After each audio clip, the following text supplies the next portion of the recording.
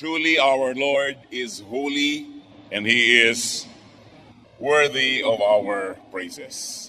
Pag iniisip po natin that the Lord is holy, hindi lang siya yon because the presence of the Lord can also make holy. Ang kanyang kapaligiran ay nalilinis, ang dapuan ng kanyang pagmamahal at pagtingin ay nagiging banal din.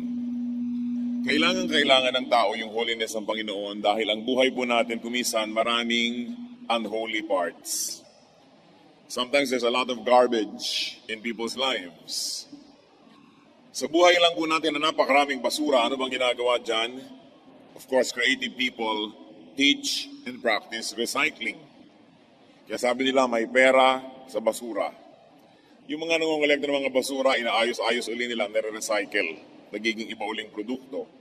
I have seen handbags made of packing materials of drinks and juices na recycle.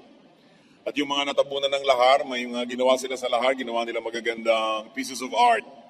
Mga kwadro, sculpture, pottery.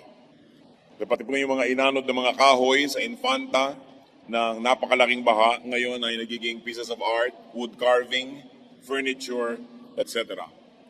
We can even make fertilizer from waste. So lots of garbage and lots of wreckage can be recycled. At lalong-lalo naman sa ating spiritual life. Ang ating pong pag-aaral ngayon, pagpapaganda sa pumangit, paggamit sa mga nasira, pagpapabanal sa mga dumumi, ang pamagat, recycle your life. Dear God, thank you that we can be recycled. Thank you, Lord, that you are the God who loves and that your holiness can also make others holy. Linisin niyo po kami, Panginoon. Gawin niyo po kaming karapat-dapat na tumanggap na inyong pagpapala. Pawiin niyo mga alalahanin na aming puso, palakasin niyo po ang aming katawan, patalasin ang aming isip, at buksan ang aming puso nang matanggap namin ng iyong mga pagtutuwid, mga pagpapalakas at pagtuturo. Hinihiling namin, Panginoon, na kayo po ang maging tagapangaral, kayo ang aming marinig, at gamitin niyo lang kasangkapan ng iyong anak. Nawa, Panginoon, ang puso namin ay inyong mapagpala, mapaglinaw niyo ang aming pananaw, at maitaas namin ang iyong pangalan. Protect us, Father, from lies, from falsehood. Protect us from words of evil men and evil spirits. Allow us to enjoy your company, your presence, to look at your face, to hold your hand, and to hear your words. Minister to us, O Father. We ask you, in the name of Jesus, our teacher, our Lord and our Savior, recycle your life. Bakit po kailangan i-recycle ang buhay ng tao? Kasi ang tunay na buhay, hindi tulad ng shooting, hindi pwedeng mag-take two. Ang nangyari na hindi na yun pwedeng tanggalin. Hindi pwedeng i-edit ang buhay. Hindi pwedeng composition sa computer na pwede mong i-delete. Ang nangyari ay nangyari. At dahil sa haba ng buhay, maraming nagiging pagkakamali. Dahil kuminsan sa kadiliman ng isip, sa kakulangan ng kaalaman, maraming nagiging damage. Anong gagawin mo sa isang buhay na na-damage? Anong gagawin mo sa isang dalagang naging ina? Anong gagawin mo sa isang taong naging drug addict? Anong gagawin mo sa isang taong nakapatay, nagkamali, nagkasala, nakadispalko? Mga taong nagkamali, napagkamalian, nasira, nakasira, alangan namang itapon mo na buong buo. Pwede sana kung maraming buhay, pero iisa ang buhay sa balat ng lupa. Kaya ang tanging nalalabing dapat gawin, ipasa Diyos ang lahat ng nakaraan at sa tulong niya, recycle life. Life can be full of garbage. Life can be full of unwanted cargo. Hindi lahat ng nasa buhay natin ay ginusto nating mapalagay doon. Pero nandun na, hindi pwedeng i-replay. Life can be full of mistakes. Maraming pagkakamali. May pagkakamali kung sinong napakasalan mo. Pero hindi ka naman pwede magpalit ng asawa tulad ng pagpapalit ng damit. May pagkakamali ng kursong na pag-aralan, bagamat yun ay pwede ka naman mag-aral uli. Pero hindi mo na mababalik ang panahong nawala. May mga desisyon na nagawa na mali. Job 19:4, If it is true that I have gone astray, my error remains my concern. Ang totoo niyan ay sinasabi ni Job, kung totoo nagkamali ako, problema ko na yon. Pero ang point pa rin, problema pa rin niya. At poproblemahin niya ang kanyang pagkakamali. Sino ang nabuhay ng mahigit 3 linggo na hindi nagkamali? Nagkakamali ang tao. Life can be full of misses. Hindi mga binibini, mga mintis ng buhay. Yung hit and miss, mostly miss ang buhay. Bihira naman yung nakaka-hit. Bihira yung nakaka-bullseye. Bihira yon. Kadalasan, daplis, mintis, hindi ka tumama. Ecclesiastes 5:6. Kumisan pati sa pangangako sa Diyos, kakamintis-mintis. Do not let your mouth lead you into sin, and do not protest to the temple messenger, my vow was a mistake. Why should God be angry at what you say and destroy the work of your hands? Ito yung mga taong nangako sa Diyos, tapos ayaw din nung sinisingil na nung vow messenger, o yung pangako mo, yung pledge mo, nagkamali lang ako, joke only. Mintis. Hindi tumama, hindi nagswak ang kanyang mga binabalak sa kanyang dapat at gustong gawin talaga. Life can be full of losses. Mga kalugihan, nawalan. Hindi pa ba kayo nawalan sa buhay?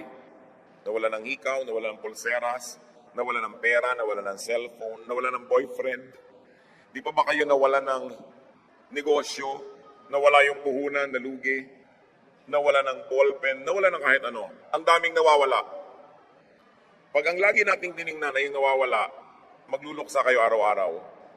Something's lost, something's gained every day. Ecclesiastes 5:13-14, I have seen a grievous evil under the sun, wealth lost through some misfortune, so that when he has a son, there is nothing left for him. Nakakita daw si Solomon ng talagang mga grabing trahedya ng buhay, malalaking mga kayamanang naglaho, at ni isang kusing walang maipamana sa anak. Maraming losses. Kumisan mayroong mga mag-asawa, nawalan sila dahil sa isang negosyo, buong buhay nang nagdamdam yung isa, nagkalayo na sila dahil sa nawala. So nadoble ang nawala dahil nawala pati pag-ibig nila sa isa't isa. Napakaraming nawawala sa buhay. Life can be full of infection and wounds. Meron ba namang skin na flawless? Wala nun. Meron lang less flawed than others. At yung iba, makapal lang ang makeup. No? Makapal ang concealer. Pero nandun pa rin yung mga flaws na yan. Meron bang flawless? No such thing. Numbers 5:2, command the Israelites to send away from the camp anyone who has an infectious skin disease. Ang naging example natin dito, isang literal na sugat at isang literal na infection. Maging sa tribo ng Israel, pag merong infeksyon, inilalayo para huwag mahawa ang iba. Kumisa naman sa ating mga kamag-anak, napaka-sentimental. Sumusuka ng dugo na, gusto pa kasalo ka sa isang kutsara. Magtatampo pa pag inuhugasan mo yung kutsara niya at ibinubukod. Anong gusto ninyo? Mahawa ang lahat para wala na makapag-alaga sa inyo. Dapat lang ibinubukod ang may sakit at gamit ng may sakit upang huwag dumami ang merong may karamdaman at merong mag-alaga doon sa merong may sakit. At pati sa Israel, inuutos ng Diyos, sino man ang may sakit na nakakahawa, kailangan ilayo at pagalingin muna ito. Pero hindi lang yan, ang mga infection and wounds ng buhay, ang dami-dami. Meron ako isang kilala po, kinailangan na magkaroon ng dialysis at nagka-kidney transplant, nagkawasak-wasak ang kidney dahil sa pedicure.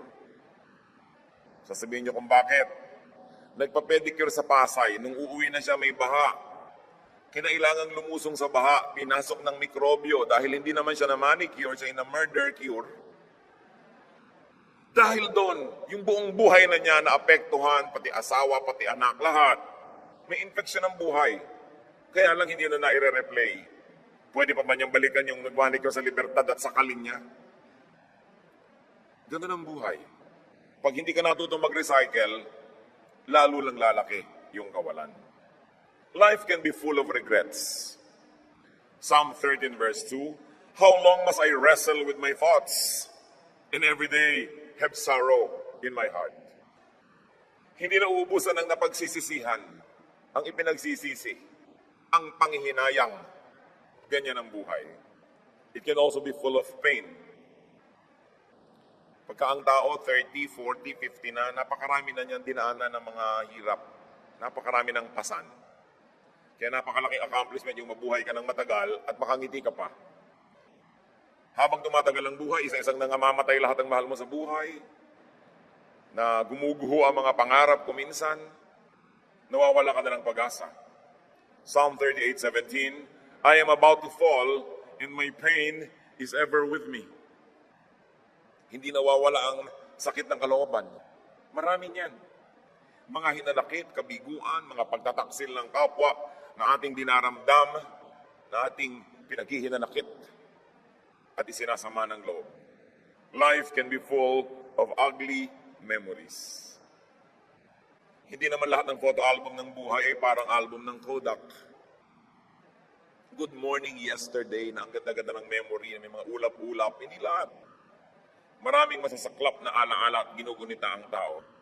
Job 13:26, for you write down bitter things against me and make me inherit the sins of my youth. So pati daw mga kasalanan ng kabataan ay nagbabalik, sapagat ang lahat ng pagkakamali ng tao ay nagbabalik sa kanya. Dahil sabi rin sa Biblia, kung anong itinanim ay inaani. Kaya yung mga masasarapang buhay na maraming nagawang kamalian ay may nervyos din yan kung kailan sila babalikan. Hindi rin natatahimik. Kaya higit lalong mabuti na nagtatanim ng maganda sapagkat alam mo rin na babalik at babalik. But yes, life can be full of ugly memories. Maraming bansa po ngayon hanggang ngayon ang mga turistang Hapones ay hindi welcome kasi naaalala pa nila yung pahirap na dinanas nila sa mga Hapon. An ugly memory. Maraming mga hindi umaattend ng family reunion kasi ang laman ng utak nila is an ugly memory of some cruel relative. Maraming ganon.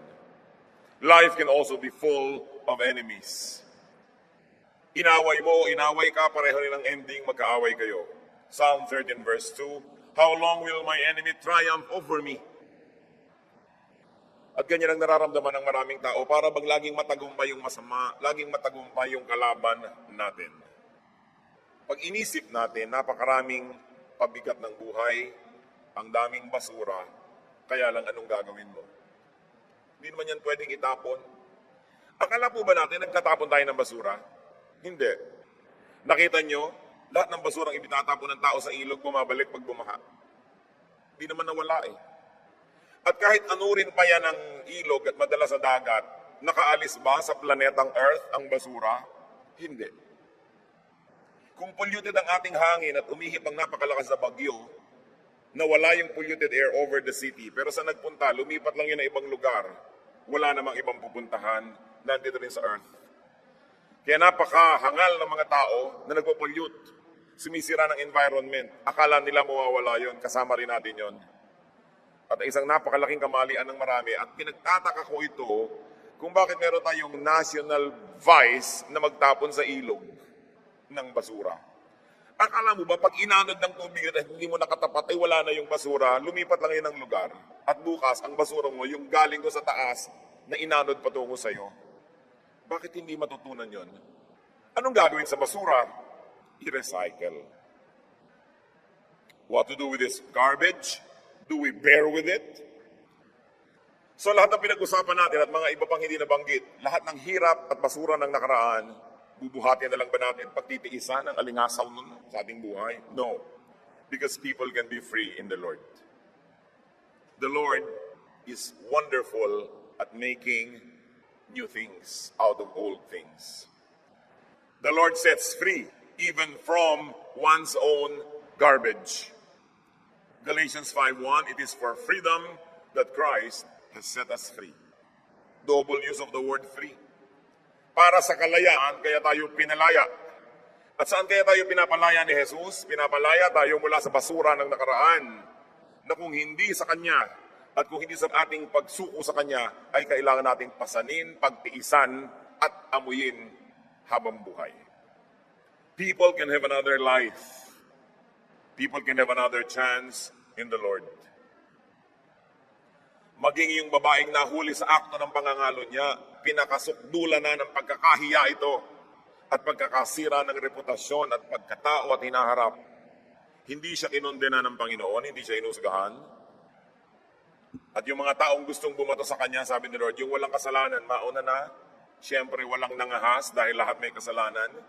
At nung tumunghay muli ang Panginoon, ay sila na lang dalawa ng babaeng natira doon sa lansangan. Nag-uwi na yung iba't napahiya. At sabi niya sa John 8:11, "Did anybody condemn you?" And the woman said, "No one. Neither do I condemn you." Jesus declared, "Go now and live your life of sin." Recycling at its highest.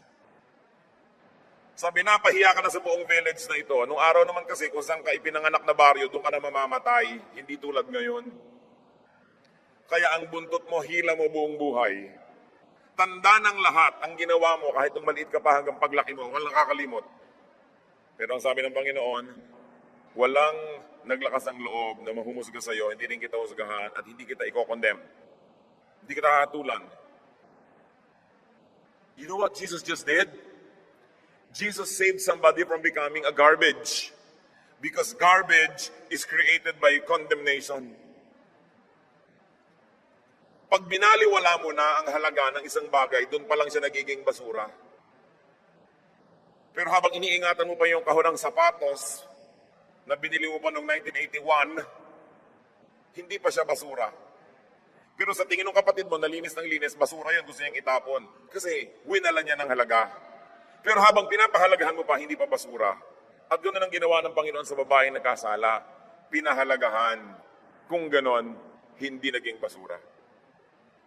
Nagiging basura lang isang bagay o isang tao pag tinanggalan natin ng halaga. At salamat, hindi inaalis ang Panginoon ang halaga ng tao. Pinahahalagahan niya kahit sino, kahit pa nga yung nahuli sa akto ng pagkakasala. Life becomes a garbage when life is condemned. Kaya nakita niyo po yung mga tao na nagpapakamatay kasi they condemn their lives. They end it because they no longer find meaning in it. Ano mga buhay yung umaasenso, yung pinapahalagahan? Anong tao yung tumataas, yung nagbibigay ng dangal at ipahalaga sa kanyang sarili? Sapagkat habang pinapahalagahan mo, basura man sa tingin ng iba, yan ay kayamanan. Jesus did not condemn, but prescribed renewal. He prescribed restoration and reuse. In other words, Jesus prescribed recycling. Meron kayong mga kabasurahan sa buhay, meron tayong mga kasiraan, may mga pinroblema, kapintasan, recycle your life. That's what God wants to happen. Huwag niyong isumpa ang nakaraan niyo, kahit ano pa yon. Kasi hindi niyo pwedeng sumpain ang nakaraan, hindi niyo susumpain niyo yung sarili. Sapagkat kayo rin yun. Hindi niyo pwedeng baliwalain ang isang bahagi ng nakaraan o ng inyong buhay na hindi niyo babaliwalain ang isang bahagi ng inyong pagkatao. Salamat ang Diyos, God of recycling. John 3:3, Jesus declared, "I tell you the truth, no one can see the kingdom of God unless he is born again." So to be born again is just another term, to be recycled. Kailangang ipanganak kang muli, magkaroon ka ng bagong halaga, magkaroon ka ng bagong pasimula. Tulad ng babae nagkasala, talikuran mo ang iyong kasalanan at magbagong buhay ka. Kasi pag hindi ka nagbagong buhay, ang gagawin mo lang, susumpain mo yung dati mong buhay. Pag sinabi nating eternal life, pag sinabi nating kingdom of God, it's not only eternal salvation in the next life, but very importantly, to have a brand new life and beginning on earth, this side of eternity. Another chance. And God is God of second chances. Laging nagbibigay ang Diyos ng panibagong pagkakataon. Hindi tulad ng tao, pinagsasawaan tayo. Tama na yan, nadala na ako sa iyo, hindi na kita papatawarin, wala ka ng chance sa akin. Pero hindi ka na ng Diyos.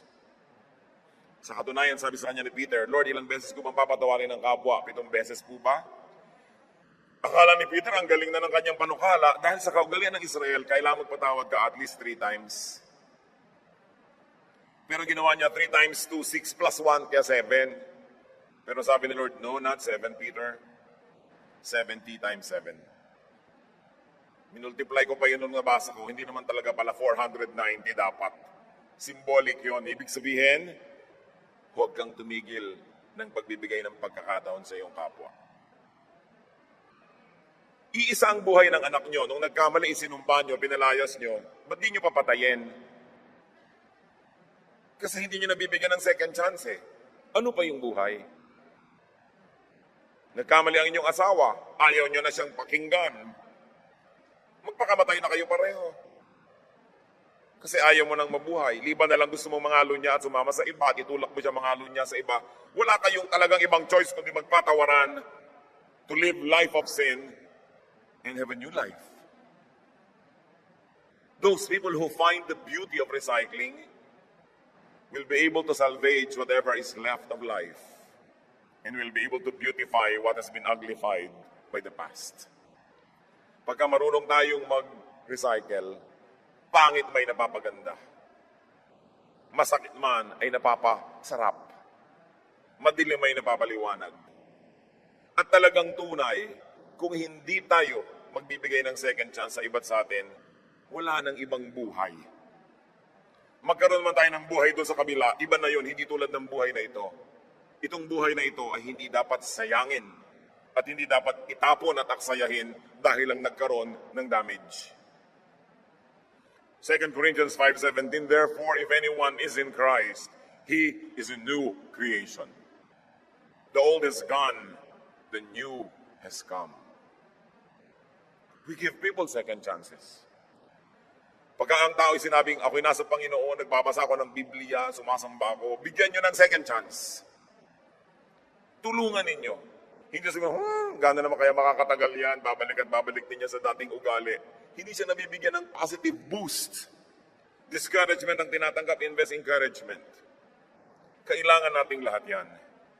In John 14:6, Jesus says, I am the way and the truth and the life. No one comes to the Father except through me. Aside from eternal salvation, which is the original meaning that people read into this, you have to read also that Father is God, and God is life.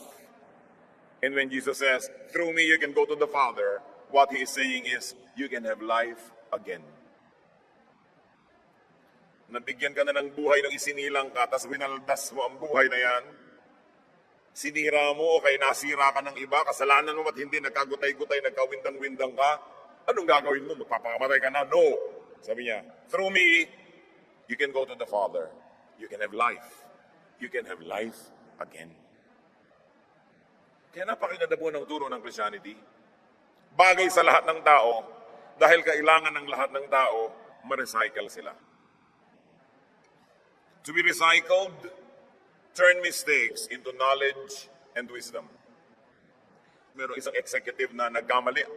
Ang pagkalaki-laki ng bunga ng kanyang pagkakamali, napakalaking kalugihan sa kanyang kumpanya. Pero empleyado lang siya, although top executive.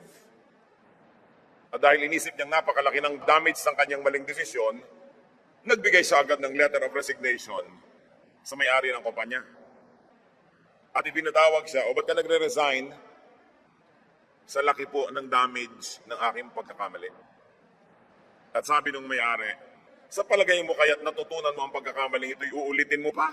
Ay, hindi na nga po, napakahirap na ng lesson na yan kaya ako natutunan. Ba't ka magre-resign? Magbabayad ako ng isang magkakamali uli? Stay because you already know what you should not do. You know, in life, it's important to know what to do, but equally important is to know what not to do. And usually, that is only learned by committing a mistake. Kasi sinasabi nila, experience is the best teacher. Probably not really the best, but a very excellent one. Proverbs 24:32, I applied my heart to what I observed and learned a lesson from what I saw. So, nagkamali kayo, at least alam nyo na ngayon kung ano yung mali sa tama. You are wiser. You are better. You are not a worse person, but in fact, you are now a more seasoned person. You may not be the star for all seasons, but at least you are a seasoned person. Because now you know what not to do. Now you know how not to do it if your error was procedural. Kung nagkamali kayo sa pamamaraan, alam niyo na ang maling paraan. So, yung katulong nyo na nasunog ng plancha ang inyong satin evening dress, Next time, alam na niya na hindi niya dapat gawin yon. Kung matututo siya. Kaya mahalaga na natututo. Yung asawang nagkamali, pagbalik nun, kung talagang na-realize ang pagkakamali, sweeter, nicer. Love is lovelier the second time around. Kasi alam na niya ngayon ang hindi niya dapat paggagawain sa buhay. So the person becomes better. But you have a choice. You can be bitter. But why be bitter when you can be better? Bakit mo gagawing mapait ang lahat kung pwede namang maging matamis? Depende sa iyong pananaw.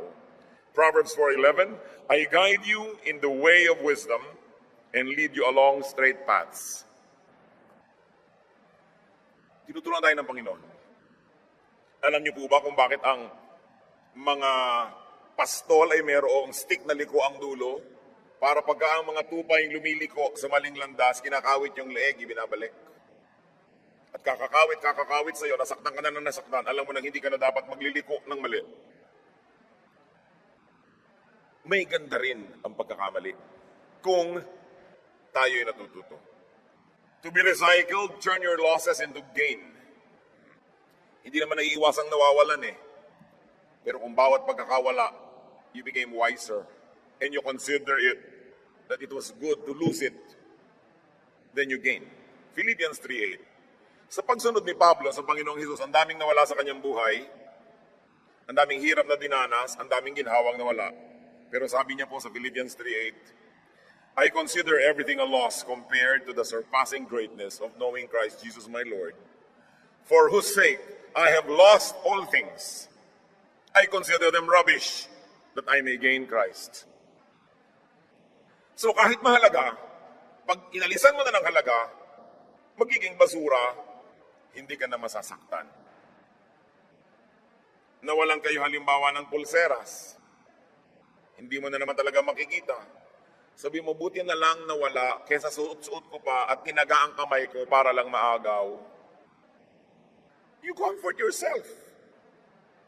Pagka nawala ang isang bagay, nawala yung girlfriend mo, ay, salamat na lang kasi marahil ay may naghihintay na disaster kung kami yung nagkatuluyan. Pag nawala na kasi, dapat putulin mo na ang pagmamahal mo sa nawala. Kasi pagpatuloy mo pa siyang inaalala ng inalala at minahal ng minahal, lalong tumitindi yung sense of loss. So we adjust. Sabi ni Paul, karaming nawala sa akin dahil sa aking pananalig, pero itinuturing ko na lang ng mga basura yon. Tutal ang kapalit si Kristo, higit lalong mabuti. Kasi kung hindi ko tinanggal yon, walang lugar para kay Kristo. Kaya aariin kong napakalaking pribilehiyong nawalan. Sapagkat kay Kristo, ang kawalan ay kapakinabangan. Hindi na siya nalungkot. At pagka nawalan po kayo sa buhay, now you know what you can lose. Now you know what you can live without. Kung minsan you're very dependent on someone, on something, and then nawala yun, nalaman mo, buhay ka pa rin naman pala, napatunayan mong, hindi ko naman talaga pala kailangan, so bakit ko ba sinasamba? Ba't ko ba hinahabol-habol? Pwede naman palang wala. And then it adds to your freedom. Luke 9:25, for what good is it for a man to gain the whole world and yet lose or forfeit his very self?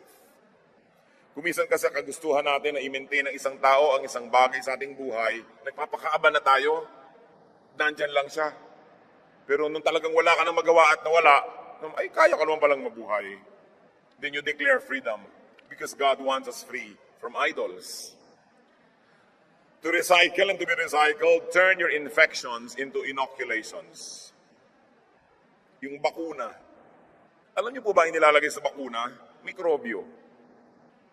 Kung gusto mo magpaturok ng gamot para hindi ka tabla ng kamandag ng ahas, ang itinuturok sa iyo, kamandag ng ahas.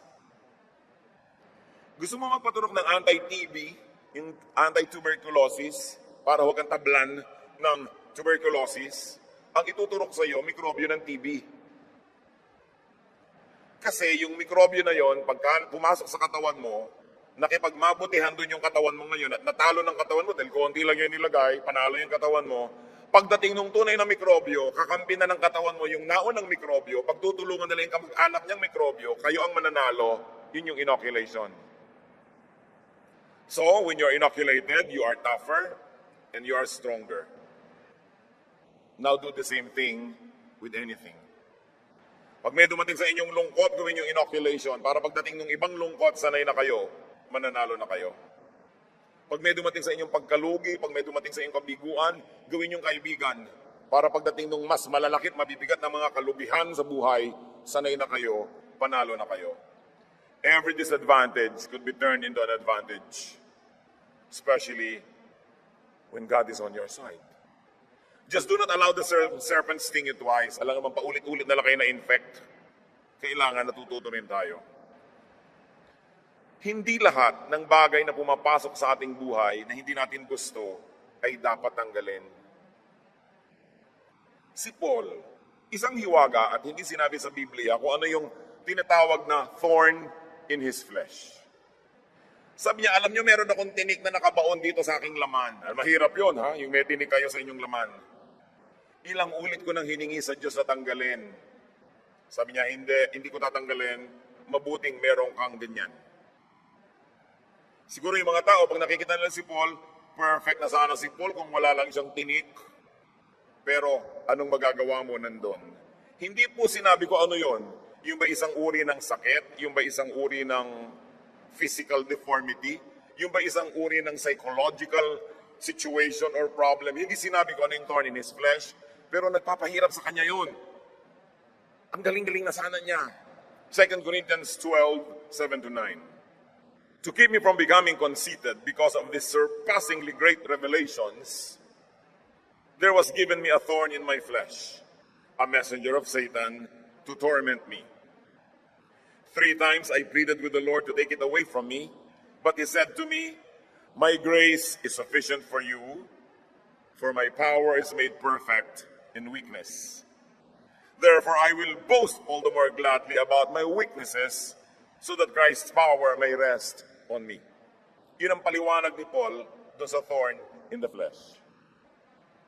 Sabi niya, para hindi ako lubos na maging palalo, dahil pwede na ako maging palalo sa bigat, tindi at ganda ng mga ipinapakita sa akin ng Diyos. Sa kanya mga ipinapahiwatig at ipinapaliwanag na naituturo ko sa mga tao, pwede na talaga ako magyabang, sabi niya. But to keep me from becoming conceited because of these surpassingly great revelations, binigyan ako ng Diyos ng thorn in the flesh. Isang matatawag na kapintasan. Isang matatawag na kahinaan. Sabi niya, 3 beses akong nanikluhod sa Panginoon, takiusap na alisin ito. Subalit sabi niya, hindi. Mananatili ang kapintasan na yan, mananatili ang kahinaan na yan sa'yo, at pupunan ko na lang ng aking grasya para hindi yan ang makapanaig. Sabi ni Pablo, it's hard to be humble when you're great like me. So the Lord limited the greatness and gave me my thorn in my flesh, so that I will be automatically weakened in some parts of my life, and therefore I will always need God and not be independent from God. Ano kaya yung weakness na yon? Marami nagtatanong lagi, hindi natin alam. So people allowed Paul, a great leader, to have a weakness, to have a thorn in his flesh, because it was the will of God that he would not be perfect. Sabi niya, sa dami at sa tindi ng mga revelation ng Diyos sa akin, sinamahan niya ng weakness para manatili akong grounded at patuloy na umaasa sa kanyang grasya. At kung yun ay niloob ng Panginoon na nandun, sino naman tayo para pilitin ng Diyos na alisin yun? Even the thorn in the flesh can be recycled. Because every weakness that is surrendered to God can be a channel for God to strengthen you. Ang lahat ng walang lamang sisidlan ng ating buhay ay nagiging pagpapala sapagkat pinupuno ng Diyos. Kung wala ka nang natira na walang laman, ano pa ang pupunuin ng Diyos? Kaya sabi niya, kahit yung mga walang laman, kahit mga kahinaan, ariin ninyong pagpapala, basta isinusuko nyo sa Diyos. Meron akong isang kilalang napaka-sexing babae. Talagang napaka-sexy. Pero dapat sa dilim mo lang makita, dahil santambak ang peklat. Sabi niya, alam mo, pang night swimming lang talaga ako. At kailangan walang tubig sa ilalim ng pool para ako maligo. Yung silhouette niya, napakaganda, ideal. Pero pag niliwanagan mo, no, nakakabit na yata sa balat niya ang lahat ng peklat sa mundo. Sabi niya, salamat na rin, nagkaganito ako. Kasi kung hindi siguro, kung saan-saang lupalo ko, paghahampasan ang katawan ko sa ganda. No? So, naobliga siyang magtago-tago ng konti. Sabi niya, nakatulong yan para rin ako maging modest. So, kung meron po kayong matatawag na kapintasan, siguro kung wala yan, ang yabang nyo na. No? Kahit sa ating mga leaders, huwag nyo hanapan ng perfection. Tulad ni Paul, may thorn in the flesh.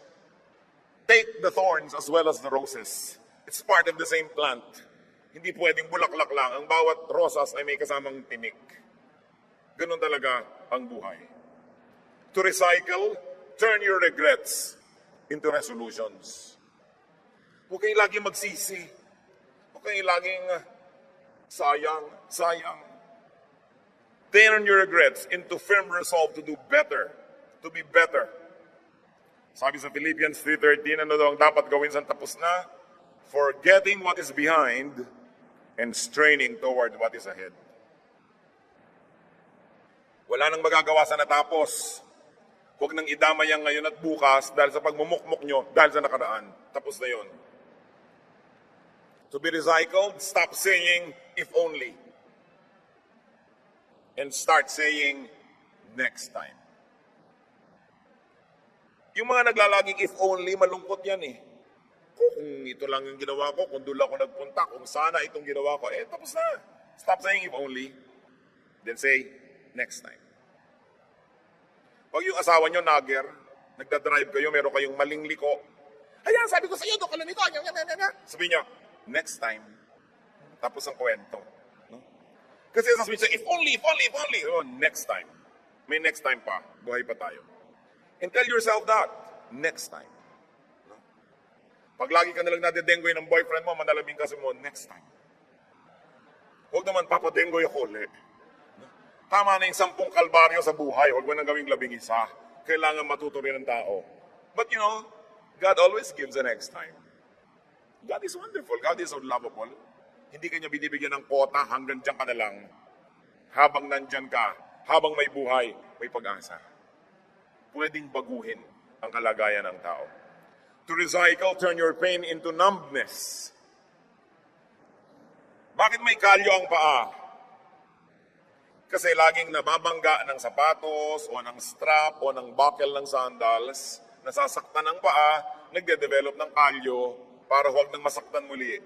Tinatanggal naman sa foot spa. Masasaktan uli ang paa mo. Gagawa uli siya ng kalyo. At dahil sa mga kalyo, nagkaroon ng industriya ang foot spa. Ang totoo, maganda ang paang maraming kalyo kasi hindi na makakaramdam pa. Nakatapa ka ng Tamtax, hindi mo naramdaman, di ba, pagpapala? Bakit sobrang pinaninipis?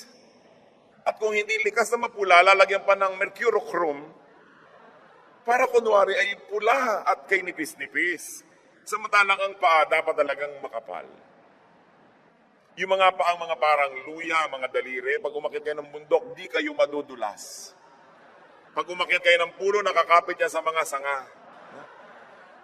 Napakagandang paa. Pero anong tingin natin? Pangit, napapangitan tayo. Marami pong maganda sa buhay, napapangitan tayo. No? Kaya yung mga karanasan natin, minsan magandang maging manhid. Kung sobra kayong sensitive, lagi kayong nagdaramdam. No? So huwag kang maging manhid sa mga tamang dapat maramdaman, pero maraming bagay pinapalampas na lang. You know, lahat ng comment ng tao, papakinggan nyo, lulungkot lang kayo. Dapat may pinapalampas ka. Not everybody will like you. Tanggapin mo na yun. Only few will love you. Ilagay mo yun sa statistics para hindi ka laging malungkot. Turn your pain into new sensitivity. Psalm 30 verse 11, you turn my wailing into dancing. You remove my sackcloth and clothe me with joy. Sabi, O Diyos, salamat na lang. Ang pananangis ko ay pinalitan mo ng pagsasayaw at pagsasaya. Ang pagluluksa ko ay pinalitan mo ng magagandang bihis ng kasiyahan. Dapat ganon. Lagi na lang ba kayong nakasaklot at nakaluksa? Palitan nyo yan. Lagi na lang ba kayong iiyak-iyak na nanangis, nagdaramdam? Palitan nyo yan. Sapagkat bihirang nagdaramdam ang pinapansin ng mga tao. Kaya yung mga nagdadamdam, nagtatampo. Lagi nilang nagtatampo uli. Dahil nagtatampo na ako, hindi mo ako pinansin, so magtatampo pa ako uli. Puro lungkot ang gagawin niyo sa buhay niyo. Ang maraming lungkot ng tao, iniimbento lang. At ang maganda po, mga kapatid, kung tayo talagang nasaktan, how can it be recycled? Turn it into new sensitivity. Now you can be kinder to those who are in pain. Pag nakaranas ang tao ng lahat ng kapaitan ng buhay, dapat nagiging mas mabait siya. Mas nauunawa niya at natutulungan yung mga dumaranas sa mga kapaitan. To be sensitive and helpful to those who are in pain. In that case, your pain becomes your qualification to minister. Kaya kahit ang mga artista, hindi nakakaarte ng ganap yung mga sobrang bata pa, wala pang napagraramdaman ng mga pain, sorrow, trouble. Pero pag seasoned na sila, ibig sabihin marami nang naranasan, nabibigyan buhay nila yung mga papel na kanilang ginagampanan. And what is so important is, though you are in pain, our God comforts us. 2 Corinthians 1, 3-4, God is God of all comfort, who comforts us in all our troubles, so that we can comfort those in any trouble with the comfort we ourselves have received from God. Sabi tayo, ipinagiginhawa ng Panginoon, una, upang tayo guminhawa, at pangalawa, para matutunan natin kung paano magpaginhawa ng kapwa-tao. Na kung ano ang ginhawa at pagmamahal na tinanggap natin sa Diyos, ay yun din ang ating ipaabot sa ating kapwa. So kung napakarami niyo nang naranasan ng kapaitan at kalungkutan, you are very qualified to minister to others. You can be workers and servants of the Lord. So huwag niyong masamain yun. Mas mauunawa niyo yun. Tulad ng, kung meron tayong mga kamag-anak na nagdusa sa cancer, ngayon, mas makakatulong tayo at makakapagbigay ginhawa doon sa mga nagdurusa pa lang. Yung mga ina ng mga nabilanggo, mas nakakapag-minister sila ngayon sa mga ina ng mga bago pa lang at nabibilanggo pa lang ng mga anak. Ang lahat ng tao po may pagkakalagyan. Lagi tayong may ministry. Turn your pain into your badge so that you can serve. Kung ganon, hindi na sayang. Dahil pinakinabangan ng iba, ikinalugod ng Panginoon at natural magbibigay din ng pagpapala sa inyo. To recycle, turn your ugly memories into lessons, into badges of honor for having survived. Turn your ugly memories into beautiful dreams, into wonderful aspirations for a better life. Psalm 90:15, make us glad for as many days as you have afflicted us, for as many years as we have seen trouble. Sabi, Lord, kung paano ang dami ng hirap na nadanas namin, ganun din sana mga araw na iparanas niyo sa amin na masarap, maganda, kaibig-ibig. Napakarami po mga tao umasenso galing sa hirap. Kaya sila umasenso dahil galing sila sa hirap, ayaw na nilang maging mahirap muli. Meron naman mga taong hindi umasenso dahil galing sa hirap. Parehong galing sa hirap, pero anong ginagawa ninyo sa inyong naranasang kahirapan? If you will turn your ugly memories into motivation for you to dream and aspire so that it doesn't become a permanent fixture of your life, then it becomes a badge of honor. Pero pag lagi nyo ginawa, Jesus, mahirap lang kasi kami, kaya nandito ako ngayon, lasenggo. Mahirap kasi kami, kaya eto ko ngayon, batugan. Mahirap kami, kaya ang dami-dami kong anak. Mahirap kami, kaya eto kami ngayon, palaboy-laboy. Hindi ka natuto. Pero may mga mahirap na sabi, isinumpa kong hindi na ako magugutom muli, kaya ako nagsikap. Isinumpa ko, no, na hindi na ako titira ulit sa ilalim ng tulay. At para kang si Scarlett O'Hara, na sabi niya, I shall never go hungry again. Sa isang napaka-classic na pelikula. So pwede niyong gawing pabigat sa buhay niyo yung memory ng kahirapan. Pwede niyo rin gawing pampalakas ng loob niyo so that you will achieve greatness. The same poverty can make you succeed or fail. The same memory can make or break you. So why allow yourself to be broken when you can be made? It is your decision. Most people who come from suffering but had great dreams they were able to achieve a lot. Sa katunayan, mas masarap nga yung kuminsan galing sa hirap eh. Yung mga magulang, alam niyo siyempre pag nagiging matanda na ang tao, nagiging mukhang pera. Kasi gusto na maging comfortable, marami nang nakitang hirap. Kaya anak, sino ba yung nanliligaw sa'yo? Mayaman ba yan? No? Pagka mahirap, nakasimangot ang magulang.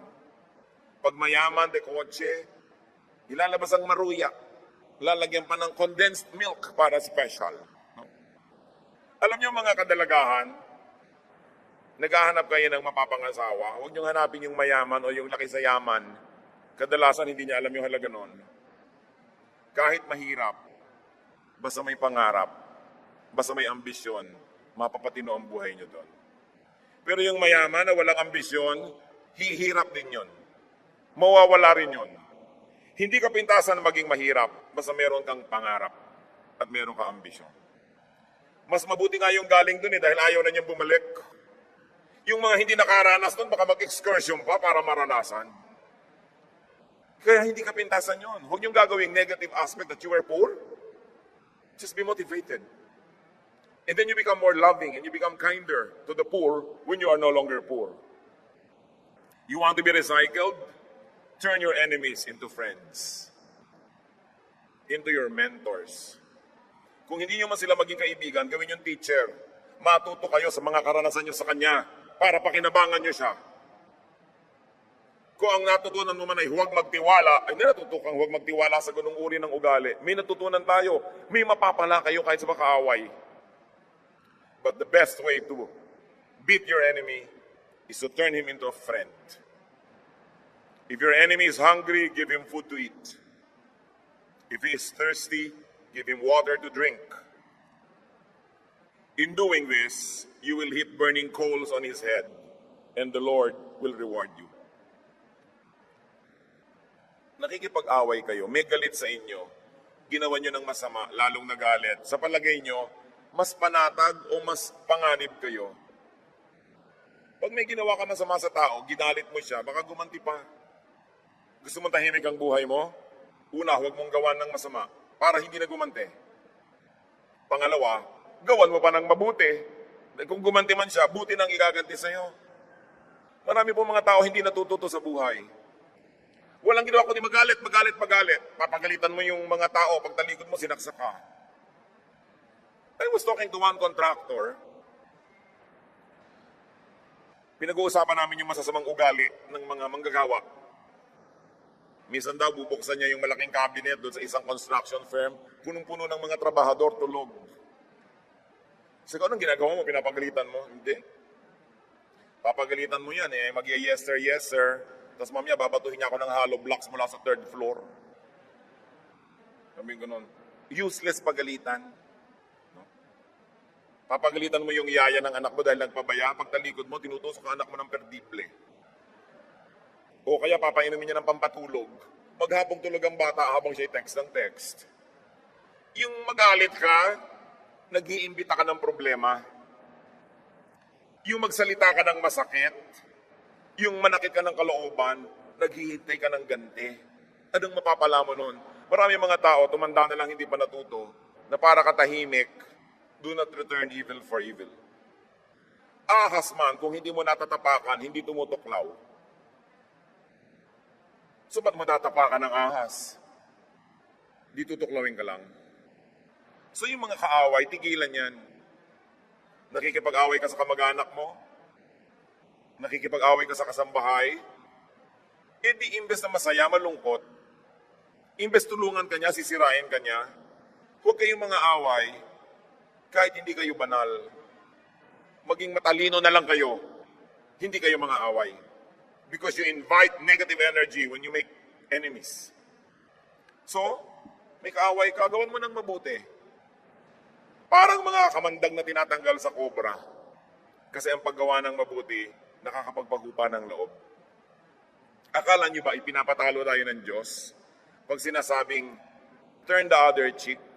No? Kasi pag kami sumampal sa'yo, sinampal mo rin, sasampal uli yan eh. Pag inalok mo na yung pangalawa, o gusto mo pa, sampalin ka man yan uli, mapapagod din yan, titigil na. Pero yung sinampal mo rin siya, gagantihan. So as I was saying, you don't have to be holy. You only have to be wise, and you will not make enemies. Recycle your life by turning your whole life experience into a catalog of God's goodness. 2 Corinthians 4:17, our light and momentary troubles are achieving for us an eternal glory that far outweighs them all. Pagka daw i-compare ang mga magaganda sa buhay sa mga pangit, talo pa rin ng maganda yung mga pangit. Huwag mo na lang masyadong palakihin yung mga pangit. Why? Because God was there all along. Joshua 1:5, I will never leave you nor forsake you.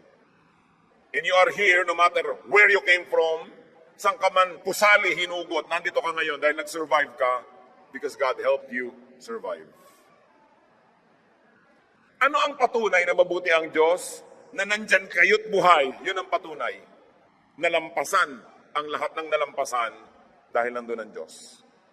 1 Corinthians 10:13, God is faithful. Even in temptation, He will not let you be tempted beyond what you can bear. But when you are tempted, He will also provide a way out so that you can stand up under it. God offers new hope. Patuloy ang Diyos na nagbibigay ng pag-asa ng kinabukasan ng buhay. Lamentations 3:22-23, the Lord's great love and His compassions never fail. They are new every morning. Tuwing may bagong umaga, may bagong pag-asa. Ganun ang ibinibigay ng Diyos. So kung binabalikan po natin ang ating buhay, huwag niyong gawing listahan ng mga reklamo. Gawin niyong listahan ng mga pasalamat at papuri sa Diyos. Turn your past, your history, into a catalog of God's goodness instead of a list of grudges. Huwag niyong gawin na ang buhay niyo ay listahan ng mga reklamo, hinaing mga reklamo at lungkot. Psalm 31:19, how great is your goodness, which you have stored up for those who fear you, which you bestow in the sight of men on those who take refuge on you. Napakadakila ng pag-ibig ng Diyos na kanyang iginagawad doon sa mga sumisilong at nagpapasakop sa Kanya. Turn your experience into a lesson for you. Turn your experience into a manual in life for you and for others. So nalaman mo na ang dapat gawin at hindi dapat gawin. Nalaman na natin ang maling hakbang at tamang hakbang. Pakinabangan ng iba. Ituro. Kaya lang, huwag niyong ituro sa ayaw makinig. Huwag kayo nagbibigay ng unsolicited advice. Pag hindi hinihingi ang inyong payo, manahimik kayo. Pero kung mayroong humihingi ng payo, handa tayong magbigay na kabatay sa ating karanasan. Job 6:23, teach me and I will be quiet. Show me where I have been wrong. Napakaganda yung pinagbubulay-bulayan ng kanyang mga bagay. You cannot change your past, but you can change your attitude about it. You can change your present, and you can make your future. Ang tapos ay tapos na, pero yung ngayon, kasalukuyan, ginagawa pa lang. Yung kinabukasan, gagawin pa lang. Bakit mo ubusin ang iyong panahon sa natapos na? Forget the parts of your past that sadden you, the parts of your past that weigh you down. Isaiah 43:18, forget the former things. Do not dwell on the past. Ang buhay, walang take two. Walang rewind, walang editing. Ang natira lang na pwedeng gawin, recycling. Thank God for recycling. Turn your thorn in the flesh into blessing. Your wounds and scars into badges of honor. Your poverty into ambition and resolution. Put the past behind you and make it the foundation for your future. Turn your sorrow into joy, your weakness into strength. Turn your tears into gems. Recycle your life, and very importantly, allow and help others to recycle theirs. Hindi lang po buhay nyo na damage na dapat ayusin, buhay din ng inyong kapatid, ng inyong magulang, ng inyong pinsan, ng inyong kaibigan, buhay ng lahat ng kapwa-tao. So kung paano natin kailangan ng tulong, upang tayo ay makabangon muli, ibigay din natin yung tulong na yon para makabangon ng iba. Stop judging. Do not condemn people so they will not become garbage. Do not condemn any part of your past so that it will not be useless garbage. At kung may mga mahal tayo sa buhay na nagkamali, tigilan ng pag-ungkat, tigilan ng paghukay sa mga naagnas ng bangkay na matagal nang inilibing sa nakaraan. Give people a break, give them a chance. Give yourself and others a go for a brand new life. This is what Jesus is all about. Sabi niya, I came that you might have life and have it to the full. But it also means turning a new page, looking forward instead of backward. And even if you have to look forward, is only to look for lessons so that you may be well and better guided into the future. Aming Diyos, tingnan niyo po ang mga nakaraan naming lahat. Turuan niyo po kami makinabang maging sa mga kamalian. At turuan niyo po kami, Panginoon, na maging matulungin sa aming kapwa na magkaroon din sila ng mga bagong pasimula. Tigilan namin na ang mga panunumbat, ang pag-ungkat ng mga nakaraan, ang paghukay sa mga luma at mga tagal ng mga multong idilibing. Teach us, Lord, to look forward, not backward. Teach us to recycle our lives. Magbulay-bulay tayo mga kapatid sa ilang saglit. Hinga natin ang Espiritu ng Diyos ng mga personal na paalala sa atin batay sa ating mga napagbulay-bulayan.